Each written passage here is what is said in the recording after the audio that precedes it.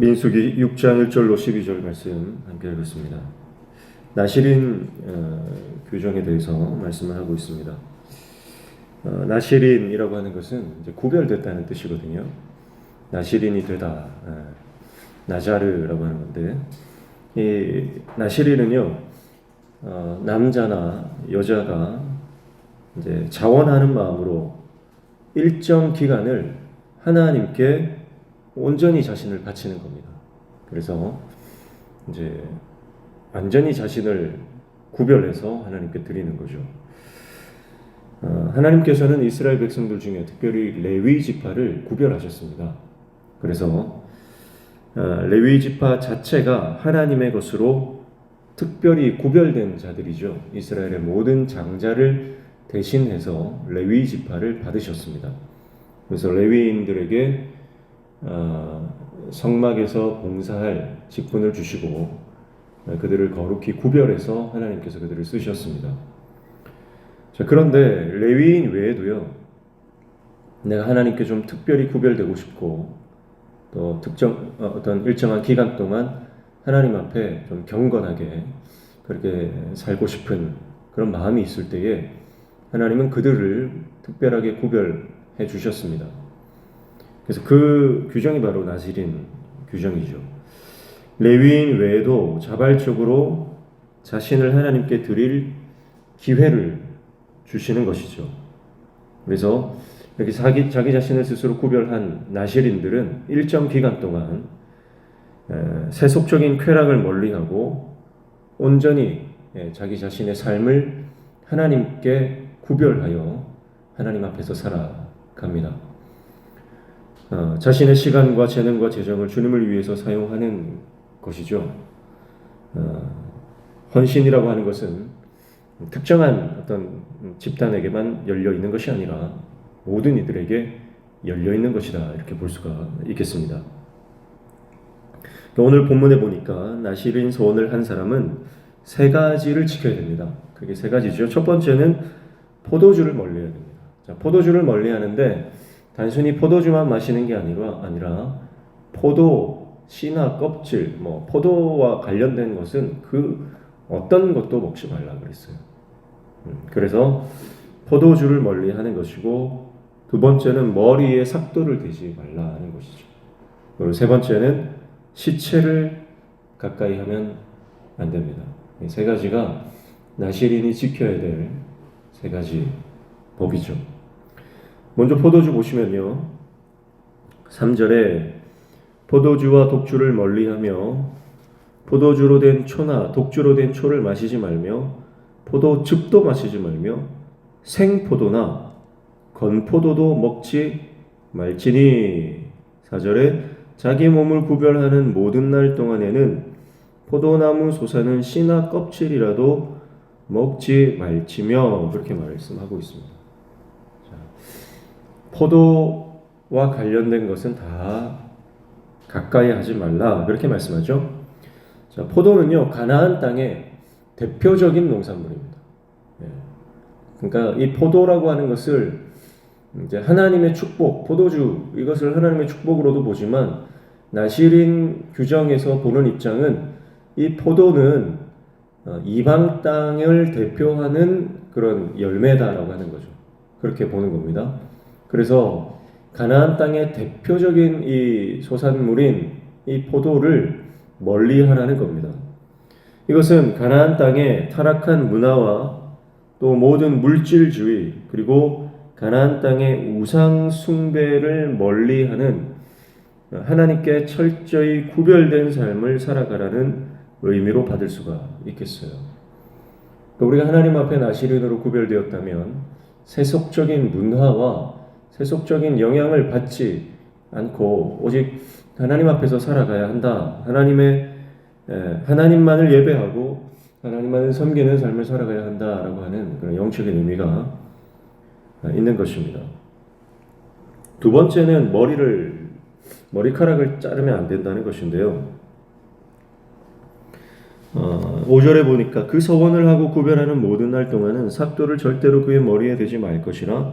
자기 몸을 구별하여 여호와께 드리는 날이 차기까지 그는 거룩한즉 그의 머리털을 길게 자라게 할 것이며 그렇게 말씀합니다. 자, 머리카락을 깎지 말라는 거예요. 그래서 머리카락을 깎지 않고 기르는 것은요, 이 그 나시린, 나자르와 어원이 같은 단어 중에 네제르라고 하는 단어가 있어요. 네제르라고 하는 것은 왕관을 뜻합니다. 왕관. 그러니까 이 머리칼을 왕관처럼 쓰고 있다 이런 뜻이 있는 거예요. 그러니까 왕관은 뭡니까? 성경에서 왕을 말할 때는 항상 의를 함께 가지고 옵니다. 그러니까 왕은 의롭다. 왕은 의를 상징하거든요. 그러니까 자기의 머리에 왕관을 쓰는 것, 이것은 그의 삶을 선하고 의롭게 살아가야 함을 말씀하는 거예요. 의롭게, 선하게. 그래서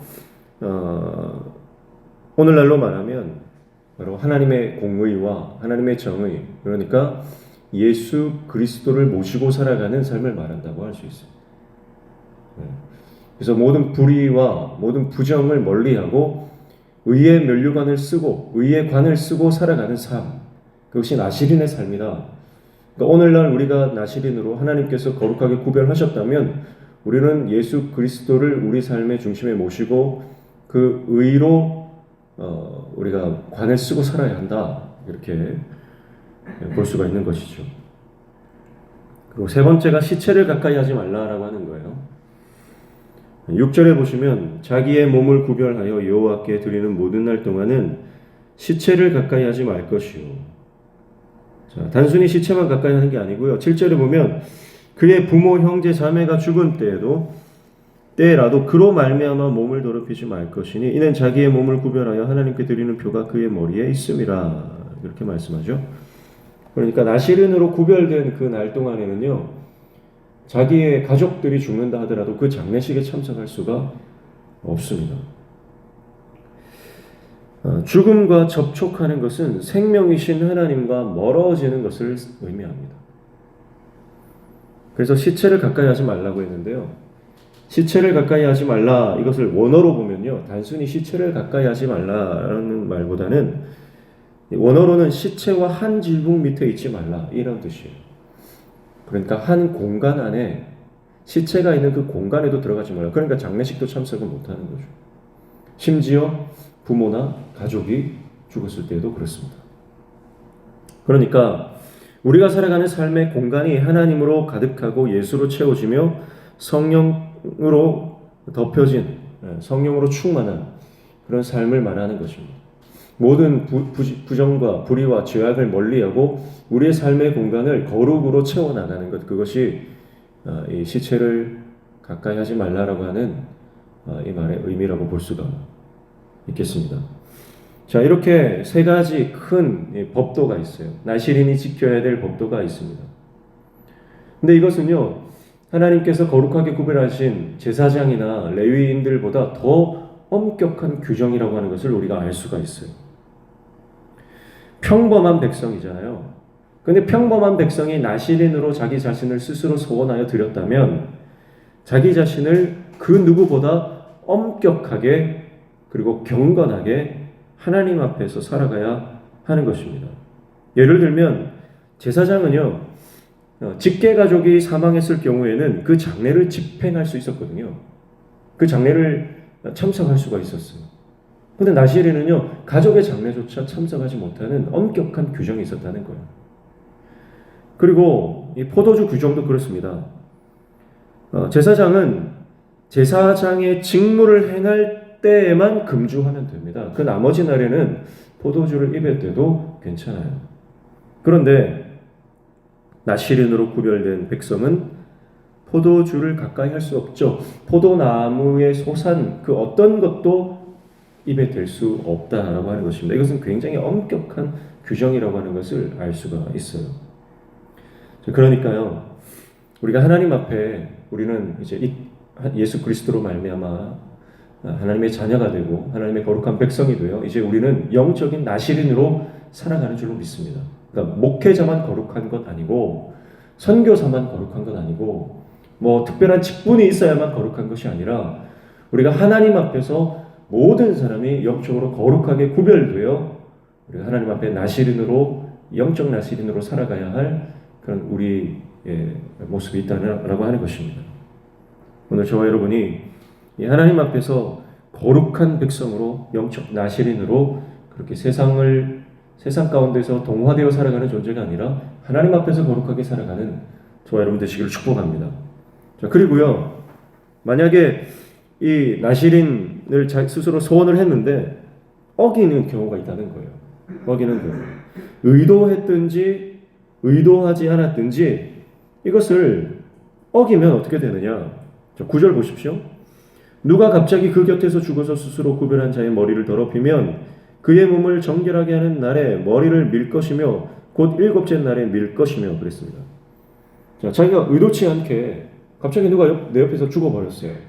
갑자기 그 한 공간 안에 어떤 분이 사망을 해버렸습니다. 그러면 나시린 규정을 어기게 된 거잖아요. 그런 경우에는 머리를 밀어야 됩니다.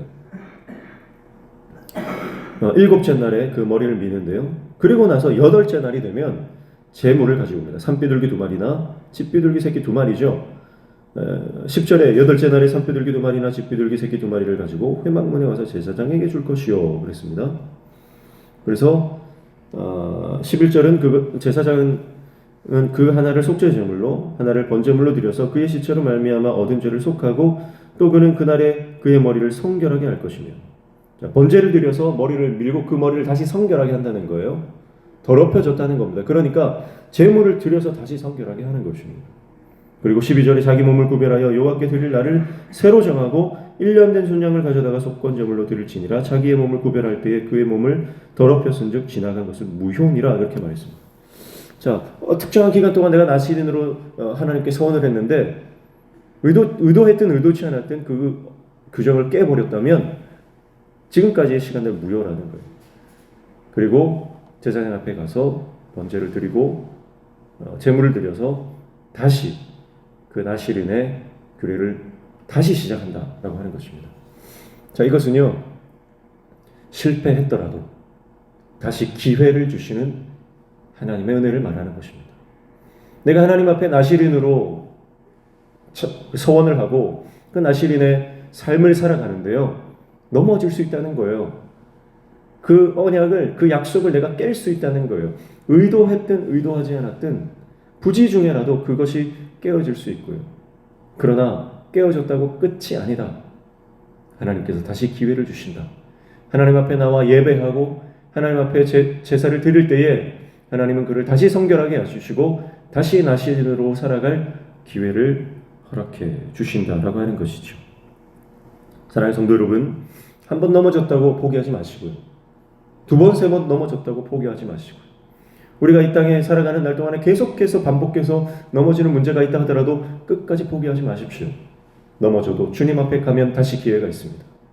다시 주님 앞에 나시린으로 내가 거룩하게 서기를 결단하면 하나님은 우리를 깨끗하게 거룩하게 성결하게 해주시는 거예요. 주일날도 우리가 함께 나눴지만 작심 3일 돼도 괜찮습니다. 3일마다 작심하면 되는 거예요. 1년 내내 100번 이상 작심하면 되는 거예요. 그러면 우리 모든 날들이 하나님의 앞에서 살아갈 수 있는 날들이 되는 것입니다. 헌신이죠. 나시린이라고 하는 것은 하나님 앞에 자기 자신을 드리는 헌신이라고 하는 의미가 있습니다. 오늘 우리는 하나님 앞에 헌신할 때 내가 여러 가지 모양으로 하나님을 섬기고 하나님 앞에 봉사하는 그 일들을 감당할 때 시험에 들고 넘어지고 또 사람들과의 관계가 깨어져서 마음이 힘들 수 있고요. 또 이 일을 감당할 여력이 남아있지 않아서 또 지쳐서 일을 못하겠다 할 때도 있습니다. 그러나 그때 우리가 나아가야 될 곳, 그것은 하나님 앞에 말씀 앞으로 기도의 자리로 하나님께서 주시는 그 은혜를 사모하며 하나님 앞에 나아갈 때 하나님은 다시 우리를 일으켜 세워주실 줄로 믿습니다. 그래서 그 주님 앞에서 다시 새 힘을 얻고 다시 나시린으로 거룩하게 헌신할 힘을 얻게 되는 것이죠.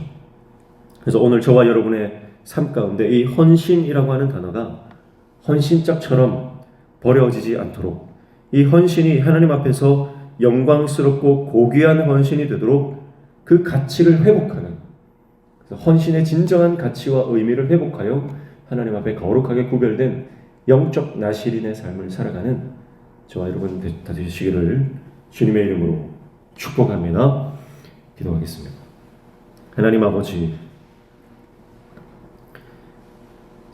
일정한 기간 동안 하나님 앞에 온전히 바쳐진 나실인이라고 하는 이 규정을 통해서 우리의 삶 전체가 하나님 앞에 특별히 구별되어 거룩하게 살아가기를 원하시는 하나님의 뜻과 음성을 깨닫게 하여 주셔서 오늘 우리의 모든 시간과 재능과 재정과 우리의 모든 인격과 삶을 주님을 위해서 온전히 헌신하여 드려져 쓰임받는 삶이 되게 하여 주시고, 모든 세상의 쾌락이 우리를 유혹하고 우리를 당기려 할 때 하나님 말씀을 기억하며 거룩하게 우리의 삶을 성결하게 살아가는 하나님의 종들 다 될 수 있도록 우리를 붙잡아 주시옵소서. 오늘 이 아침에도 주님 앞에 나와 기도하는 모든 기도의 제목들, 마음의 소원들 들어 응답하여 주시고, 모든 삶의 문제들이 열려지고 형통케 되어지는 은혜도 허락하여 주시옵소서. 예수님의 이름으로 기도하옵나이다. 아멘.